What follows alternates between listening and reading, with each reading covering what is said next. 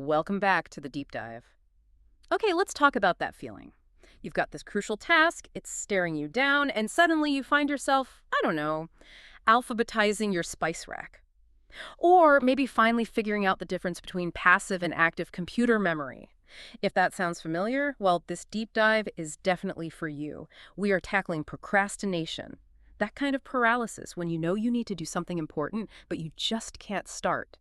Our mission today, to get way beyond just calling it lazy.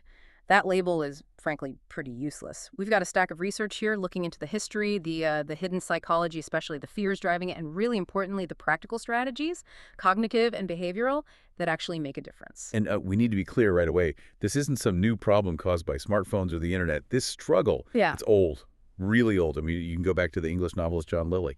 In 1579, he said, "Nothing so perilous as procrastination." Wow, 1579. Yeah. And even later, 1749, you have the statesman Philip Stanhope telling his son, basically, never put off till tomorrow what you can do today.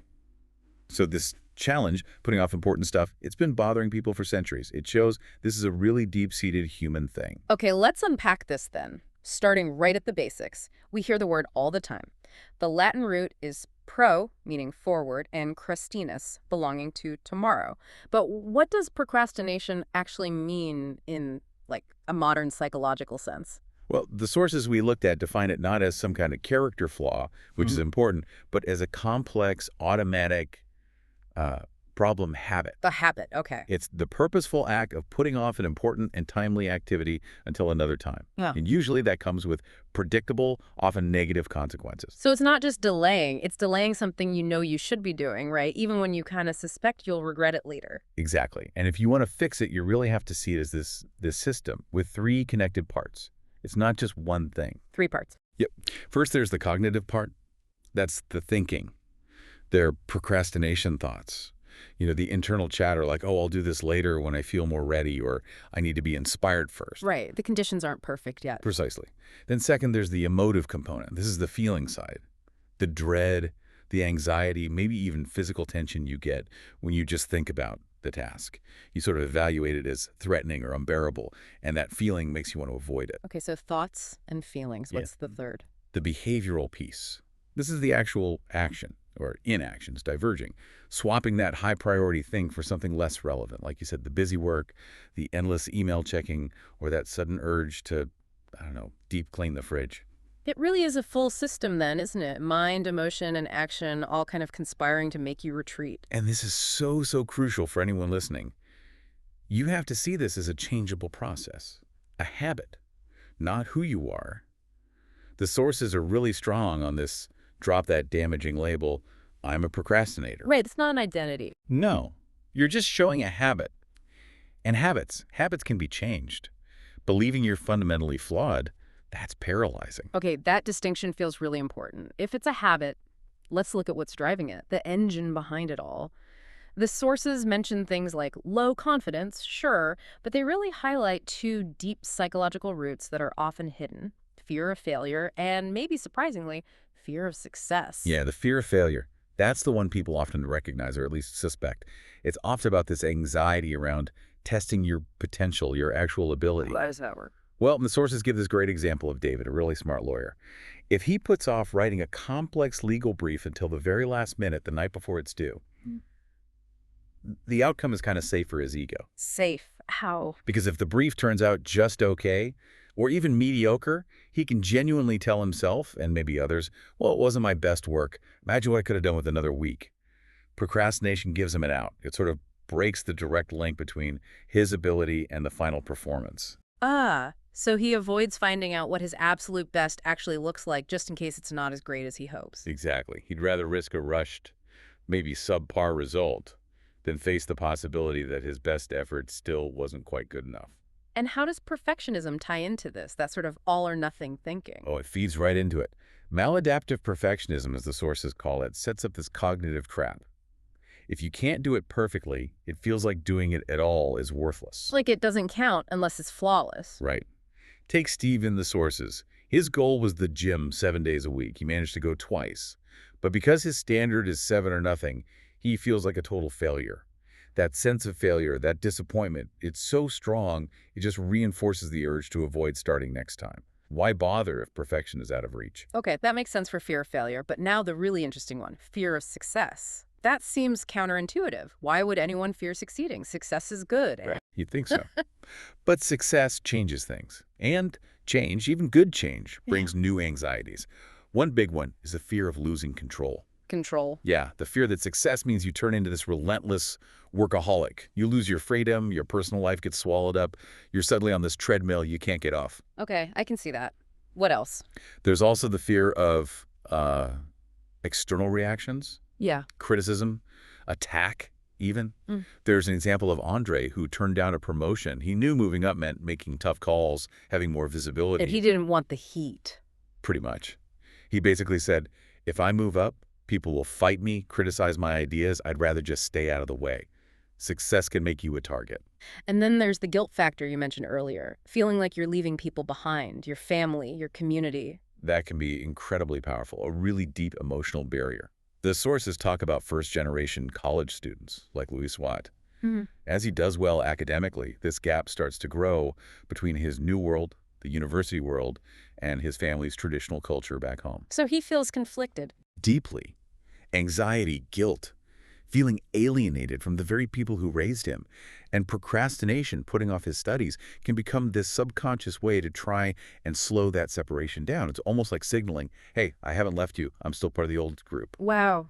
That really reframes it, doesn't it? It's not just about managing time on a calendar. It's about managing these really deep, complex emotions. Absolutely. Which leads us nicely into the whole issue of time perception. Right. The sources talk about this weird conflict between objective clock time, the clock on the wall, and how we feel time when we're anxious or avoiding something. Yeah, it's fascinating. When fear or anxiety kicks in hard, we often kind of regress emotionally. The sources call this reverting to infant time. Infant time, what does that mean? Well, think about an infant. For a baby, discomfort, hunger, pain, whatever is immediate. It feels overwhelming, intolerable, and like it's going to last forever. There's no sense of this will pass or help is coming. It's just now, and now is awful. So when an adult faces a task that triggers dread, that dread can get processed through that same infant time lens. This horrible feeling associated with starting the project feels like it will be permanent and unbearable if they begin now. So the only logical response emotionally is avoidance. Push it away. And that fuels what the sources call time blindness. Exactly. You become blind to the future consequences. All that matters is escaping the discomfort of the present moment, the future regret, the missed deadline. It feels distant, unreal, almost like having an adolescent's sense of invulnerability where consequences don't really apply to you. So the immediate relief you get from avoiding the task feels way more powerful than the potential pain of future consequences. That's the trap. Which means the key to breaking out is to challenge that immediate anxious feeling. You have to dispute the internal story you're telling yourself. And that's where this cognitive tool, the ABCDE model, is really useful. ABCDE. Okay, break that down. Sure, it's a structured way to change your thinking. A is the activating event. That's the task itself, the thing triggering the dread. Like the financial report example, Jane's report. Right. Then B is the irrational belief or the procrastination thought you have about it. Like Jane thinking, this is way too big and complicated. I'll definitely fail if I start. Okay, ABC. C is the consequence, both emotional and behavioral. So Jane feels anxious, emotional, and avoids starting the report, behavioral. Right. Activating event, belief, consequence. Makes sense. So where does the change happen? That must be D and E. Exactly. D is for disputing. This is the powerful part. You actively challenge that irrational belief from step B. You replace the vague emotional generalization with fact-based questions. So Jane, instead of just accepting this is too complicated, She disputes it. She asks herself, okay, hold on. Is it really true that I can't do any part of this right now? What's the absolute first step? She breaks down that overwhelming feeling of too complicated into something concrete. so she might reframe it as, Okay, maybe the whole report feels huge, but I can handle the very first step. Maybe that's just defining the scope or opening the file. She argues with the fact of the task, not just the feeling. and that leads to E. Yes, E is the new effect. By disputing the irrational belief and replacing it with a more realistic, actionable one, she changes the consequence. Instead of anxiety and avoidance, the new effect is reduced anxiety and, crucially, taking that first small action. That makes a lot of sense, shifting the thought pattern to enable action. It's about regaining control over that automatic negative loop. So that cognitive shift is vital, but thinking differently isn't always enough, right? We have to actually do something, translate the thought into, well, observable action. So what does this all mean for what you can actually do today? What are the practical steps? Right, moving from insight to action. First, the goals you set have to be specific, really specific, observable and concrete. Not just, I want to stop procrastinating. Definitely not. That's too vague, you can't measure it. Instead, set a goal like, okay, today, I will spend exactly 45 minutes reading the first chapter of that complex regulation document. Or, I will make the phone call to schedule the dentist appointment. Something you can actually check off. Okay, specific goals. But what about getting past that initial hurdle, that moment of paralysis right before you start? That's where the 5-minute rule comes in. Or thinking in terms of mini goals, the idea to make the very first step so incredibly small, so non-threatening that it's almost impossible not to do it. Just 5 minutes. Just 5 minutes, maybe even less sometimes. Tell yourself, I'm just going to open the document, or I'll just write the first sentence, or I'll just gather the materials I need. And why does that work so well? Because it bypasses that huge cognitive and emotional block we talked about. If the task feels massive, your brain zooms in on all the future effort and pain, and bam, dread kicks in. But if the task is just 5 minutes, like reading one paragraph, the brain thinks, okay, low cost, I can handle that. Yeah. You get started, you build a little momentum, and often the anxiety starts to decrease once you're actually doing it. That seems really powerful for just breaking the inertia, but once you're going, time management must still play a role, right? Especially for bigger projects. Oh, absolutely. Traditional time management techniques definitely have their place for structuring work and staying on track. But the key insight from the sources is to use them alongside self-control strategies, not instead of them, and prioritize ruthlessly. Prioritize? How? Using something like the 80-20 rule, the Pareto principle. The idea that often, roughly 20% of your tasks will generate 80% of the meaningful results. Oh, so focus on that vital 20%. Yes. Identify those crucial few tasks and really protect time for them. And just as importantly, get good at saying no to the trivial, the 80% of tasks that only yield 20% of the value. Don't let busy work crowd out the important stuff. Okay, so we have structure with specific goals. We have a way to start with the 5-minute rule and prioritization with 80-20. But what about when that sheer dread, that really intense emotive component just washes over you and overrides all the logical plans? How do you break that physical tension in the moment? That's a great question. That's where you need strategies that work on the feeling itself, the physical response. The sources recommend something called the sacred pause. The sacred pause. Yeah, when you feel that wave of tension, that urge to flee the task, just stop. Intentionally pause. Take maybe 3 slow, deep breaths. Just notice your breathing. Notice the physical sensations in your body without judgment. What does that do? It interrupts the automatic panic circuit, that neural pathway that instantly links thinking about the task with overwhelming dread and avoidance.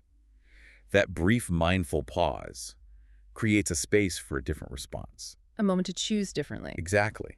And zooming out a bit, we have to mention just general physical well-being. Exercise, for instance. It's not just about physical fitness. It's a powerful tool against stress-related procrastination. How so? Well, research shows exercise actually promotes brain health, particularly in the hippocampus, which is involved in stress regulation and memory.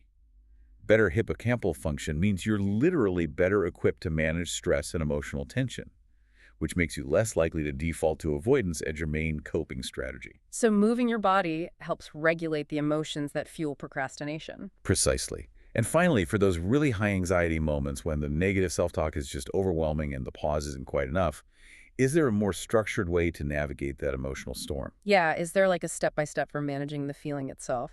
There is. Having a clear process helps.